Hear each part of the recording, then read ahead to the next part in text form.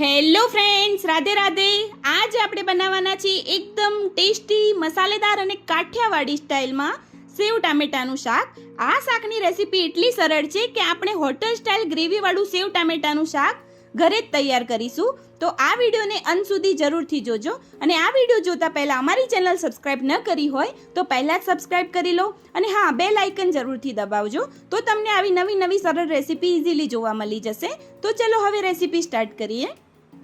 સૌ પ્રથમ મેં 3 ટામેટાં લીધા છે મીડિયમ સાઇઝના. હવે આ ટામેટાને નાના ટુકડામાં કટ કરી લઈએ. તો આવી રીતે મેં 3 ટામેટાં છે અને નાની સાઇઝમાં કટ કરી લીધા છે. અને ટુકડાની સાઇઝ આપણે નાની જ રાખવાની છે. હવે આપણે એક વાટકી લઈ લઈએ. વાટકીની અંદર બજારમાં મળતો પેકેટવાળો પનીર ટીકા મિક્સ મસાલો લઈ લઈશું 3 થી 4 ચમચી. હવે એની અંદર થોડું દૂધ એડ કરીએ. હવે બંને વસ્તુને ચમચીની મદદથી સરસ રીતે મિક્સ કરી લઈશું. આવી રીતે મેં મિક્સ કરી લીધું છે અને એક મસાલાની પેસ્ટ તૈયાર કરી છે. હવે આપણે શાકનો વઘાર કરીશું. એના માટે આપણે એક કઢાઈ લઈ લઈએ.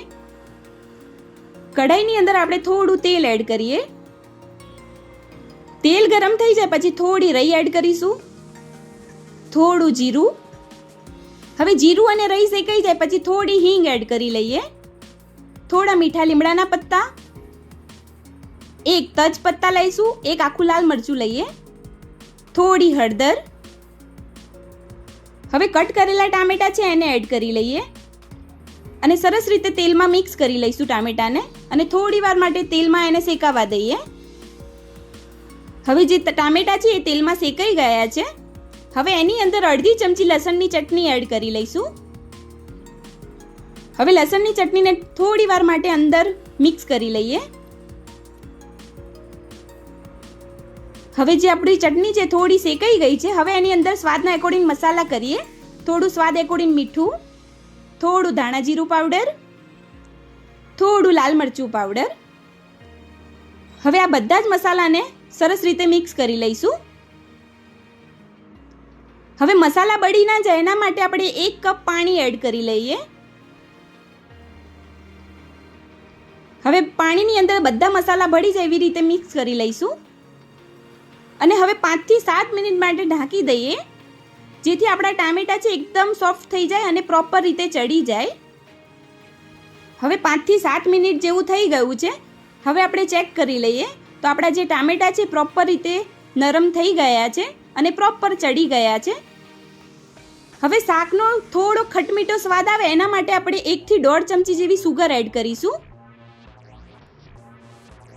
હવે જે આપણે મસાલાની પેસ્ટ તૈયાર કરી છે એને એડ કરી લઈએ.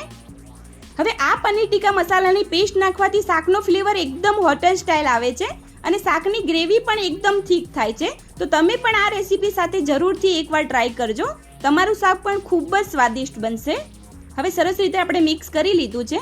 હવે ગ્રેવી થોડી વાર માટે ઉકળી જાય ત્યાં સુધી આપણે ગેસ ચાલુ રાખવાનો છે.